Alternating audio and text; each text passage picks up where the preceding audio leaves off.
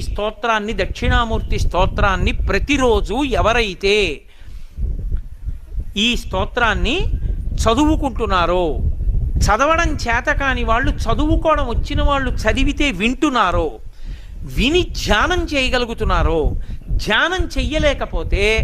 కనీసం పఠిస్తున్నారో, వింటున్నారో, ఇలాంటి వాళ్ళందరికీ కూడా సర్వాత్మత్వమితి స్ఫుటీకృతమిదం, ఆత్మ అనుభవంలోకి రావడమే కాదు, దానితో పాటుగా సమస్త సిద్ధులు కూడా కలుగుతాయి.